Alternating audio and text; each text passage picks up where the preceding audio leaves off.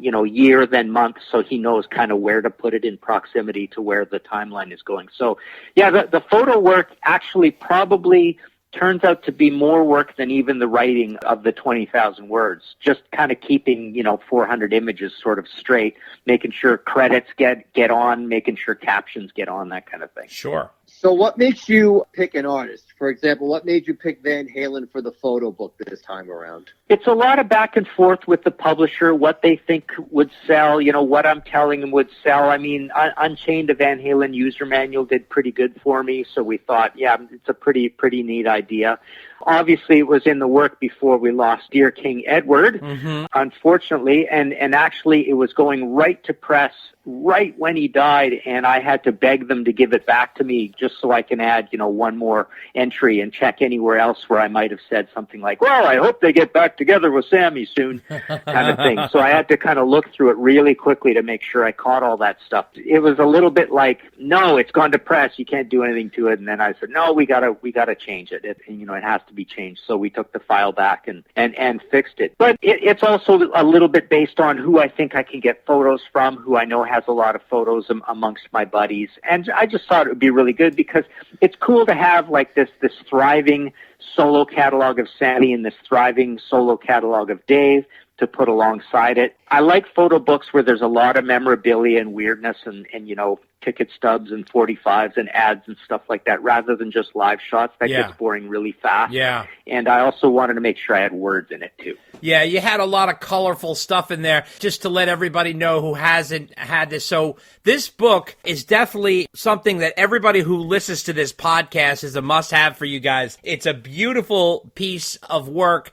Not only that, obviously Martin is well known for his writing, so the writing's fantastic and it's well constructed, but it is really, really fun to read. One thing I thought that's really cool that he has in there, you have all these wild print ads in addition to the memorabilia, backstage passes and posters and promotional stuff. It has that nice collection quality to it, almost like a scrapbook in a way, in addition to these stunning live photos. So we all know Martin is a great author. He matches it with these gorgeous, sharp, clear, crystal clear photos, which we're going to get into, and all this sort of fun memorabilia, and all these print ads that I tell you, really take me back, because some of these I saw when I was like a kid, and to see some of these ads like reprinted, some of these ads, it's like you can't even find them anymore. You don't even remember where they were, but little bits of promotional things. He's got 45 sleeves in there and all kinds of cool things that you forgot about but are stored in your memory bank. So they'll definitely tug on your nostalgia strings for sure. So wanted to ask you, this coming out right after Eddie's passing, it's very timely in the sense that it's really a celebration of the band. If you're a fan of the band, this is just a whirlwind of fun, this book. And obviously, people are more nostalgic than ever with Van Halen. And have you felt that because you're coming out right at the time after his passing? Yeah, definitely. I mean, it was pretty painful, and I had to talk to a lot of places about his passing and, going over all that again and sort of talking about his legacy and, which is a lot of different things. I mean, it's obviously the great songs and the great success, but obviously it's also being one of the most distinct guitarists of all time. And I've been sort of, framing it as he's literally the second biggest guitar hero of all time after Jimi Hendrix, really. Right. And, because all those other people who are called guitar heroes, they really are, kind of fall short in a lot of areas, whereas Jimmy and Eddie basically tick all the boxes. He essentially made this whole tapping thing super important and part of the toolbox. It had existed before, and in that old book, I wrote a whole chapter on all the little trace elements of tapping throughout the years, right? Of course. But, he basically started a shred industry where you could have guitar instrumental albums, and then after them you had, probably a dozen or 24 huge bands that had their own Eddie-style guitar heroes in them. Just very, very important. So, yeah, it has been a lot like that. And you're right. I mean, people email about it. They want to order it, but then they say, I'm sad, but I need this book, and they always want to talk about it kind of thing. So yeah, it's terrible. And as I said, when I put a note about it on Facebook or whatever, I feel like I'm the Grim Reaper sometimes with these books because, the extreme example was my Motorhead book. I wrote a Motorhead book on the early years. Right? And ended it in 1982. When I wrote the book, all three were alive. By the time the book came out, all three were dead. Yeah, incredible. In terms of the Unchained book from 2018, what made you follow it up with another one so quick? Usually you don't do bands one after another. Usually you have space in between. How would you explain to our listeners how the verbiage differs? Well, okay, so the reason, again, that I would say it came out is literally a back and forth with what can I get a green light from the publisher on to do? So it's coming up with bands that tick off the boxes that they'll allow it to happen, and then it's just so much fun to make them. It's great. I guess the other reason is I've never given the publisher that Unchained book, so that one is still with me. And I still reprint it. So they never had a Van Halen book at all. Gotcha. What I did do is I had a timeline that kind of got sprinkled throughout that book, and I greatly expanded that, to come up with 20,000. I don't know how much the old one even would add up to. It'd probably be in the 6,000 word range. Okay. So this is a 20,000 word expansion of that original 6,000 word timeline. Right. But other than that, there's some introductions to the decades and some quotes, and that's it. Right. And the rest of it is pictures. Right, absolutely. In terms of Eddie's condition, were you aware of the severity of his condition? Did you know of his health situation? No, I didn't. And I was even more shocked with Neil Peart, frankly, because I never even knew he was sick at all. Right. But with Eddie, I always just feel he would rally because he kind of always rallied. And when you heard of his kind of cancer, it just seemed like a localized cancer. Yeah. So if you weren't in the know, no, I wasn't in the know. I didn't know. Yeah.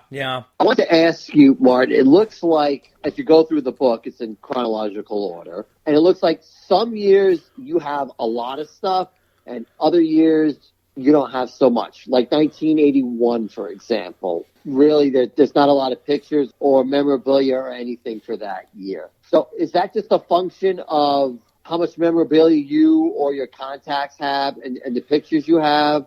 Or is it just more of a function of nobody has anything for like 1981, for example? Interesting question. I didn't even know that. But the way I would answer that is, first of all, on the memorabilia end, I don't know why there would be a shortage of anything, or even on photos, I wasn't aware there was a shortage. But the thing is, when those early years are so compressed like that, it certainly didn't stress me out that I might have been missing, some live shots from 1981, because they're just not going to be that different than from 1980 or 1982 or whatever. With these books, I'm more stressed that like a whole 5-year gap is missing or something. Oh, okay. All right. I don't want that kind of thing to happen. And, we just finished one on Uriah Heep. Well, it's not finished yet, but that's a 50-year history. And again, you just want to make sure you've got the gaps more or less all filled in. But, as long as the guys look like the guys and, they haven't gained a lot of weight or lost a lot of weight or changed their hair or whatever, if we skip mostly from 80 to 1982, I'm not going to stress out that much because everything was happening so fast at that time anyways. Sure. Now, you've written about so many different bands, Martin. Where does the Van Halen popularity range in comparison to all these bands? Is it a hot one? Is it medium? Like, where would you range Van Halen interest for readers? Well, for readers, it's a whole different thing than for the world because they're probably one of the biggest bands I ever wrote on for the world because they're just one of the biggest bands in the world, right? I mean, 2 Diamond albums. I mean, who has 2 Diamond albums, right? It's awesome. But in terms of readers, it's kind of a funny thing. I just had this long talk with the publisher. A lot of bands have too many books on them. Even though they're massive bands, those books aren't going to sell very well. I don't believe my big U.S. publisher, Voyager, did all that great with their Aerosmith book, for example, that they had. I think my Metallica book probably didn't sell that great. And the Pink Floyd did okay, but not over the moon. For me personally, Van Halen, like I say, the Unchained did rather well, and I think this one's doing well, but the best sellers are really when you can get that small band that nobody's really done anything on and they're kind of starved for information. So some of my best-selling books have been like the Montrose, The Bluish Occult certainly is probably the best-selling book I've ever had. Wow. So Bluish Occult, Montrose, my Max Webster book did well, my Accept book did well, my Merciful Fate book did awesome. Wow. So these small bands can kind of do really well. But, Van Halen could always be kind of a bit of a wild card because there's a fair bit on them out there. And there's even coffee table books. But fortunately, these two have done okay. So do the smaller bands do well because nobody else is writing about them? Like, I don't think there's too many people writing about Montrose, right? Yeah, that's really the main reason if I'm the only one on a band. But, then there's other situations like I'm the only guy who's ever written, a proper English language book on the Scorpions, for example. And that thing's done okay, but it hasn't, blown up like huge over years and years and years. But you would think massive world band, only book on them, it should do really, really well. So you just never know. But one thing publishers always have to remind me of, because every time I do one, it stiffs. It's not a good idea to do general books that aren't on one band. So I always have to remind myself, always do books on one band at a time. And in terms of doing a book of this magnitude of Van Halen, do you look and check what's out there and sort of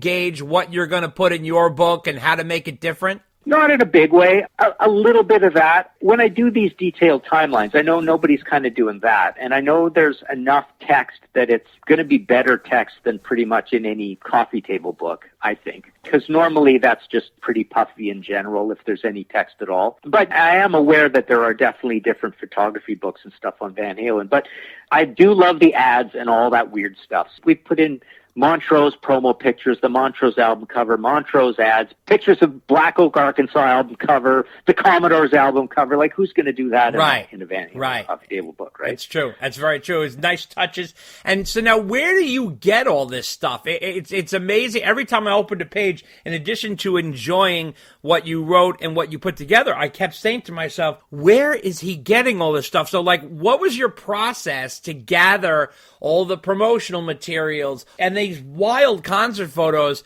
Where did you get all this? Well, on the memorabilia end, one cool thing I did years ago is there's a mover and shaker buddy of mine here in Toronto who's the guy that runs all the big record shows, and he buys huge collections and sells them and stuff. And so I bought all sorts of great memorabilia off him over the years, including some Van Halen stuff. But the one thing I did at one point was for $500 I bought, 800 copies of Melody Maker Sounds, Record Mirror, all those UK things. It was like 3 plastic tubs full of them. Wow. And over the years, I had a blast chopping away, razoring out everything I wanted to keep and throwing everything else out. So I kept all the articles I was interested in, but I also kept 4,000 ads. Wow. So there's a bunch of the ads. And then even when I would, I subscribed to Rolling Stone for years, for example, right? But then I got the big DVD set, and I had a bunch of Rolling Stones, and even the same thing. Well, okay, I got all this stuff on DVD. I'm going to razor out and keep all the ads. So that got to be a habit. Plus, I have a pretty big collection of my own stuff. I have a lot of 45s, and I have a lot of CDs and promo CDs and stuff like that. So you start there. I have a lot of buddies who, I liaison with for all these books over the years. We got lots of Kevin Estrada in there. We got lots of Rich Galbraith. My buddy Ruthie Childs, a lot of him in there. Tom Wallace, Greg Oma, buddies here from Toronto who aren't even professional photographers, but just take a ton of great photos. Wow. So, you just slowly build it up, see what gaps are missing, go find stuff to fill those gaps. Memorabilia is something that you don't have to go get permission on rights-wise. Like photography, obviously, you have to have the permission of the photographer. But memorabilia, you can grab some of that stuff on the net. That's fine to do, too. Now, as you well know, the Van Halen camp has always been a very tightly sealed one. And why do you think that is? And does that make your job very difficult? No, I don't think so. I mean, it's only made it difficult in the way that I've really not had a lot of Van Halen interviews over the years. So that's always been hard. So there's all those bands like that, and there's 7 or 8 of those where the interviews are pretty thin on the ground. But other than that, no. I mean, why are they like that? I don't know. I mean, I have a feeling it has to do with brothers, LSD, lead singer's disease, right? All the fights with the lead singers, all the drama, substance abuse, being mad scientists and tinkerers, so being a little bit reclusive. All these things probably all wrap up together to make a band with a lot of drama, right? Sure, of course. Genius, super, super fame, pretty quickly. They had their growing pains, but they were pretty painless growing pains. Oh, their yeah. growing pains were all spent at home. They didn't have to go away and, be low man on the totem pole for years and years. They were just basically big as soon as their album came out. But, well, so they didn't have that rough a time with their teething pains, right? Yeah, they were rock stars before the album came out. Having your woodshedding years sitting at home in California and playing gigs to lots of adulation is a lot better than making 3 or 4 or 5 albums and being out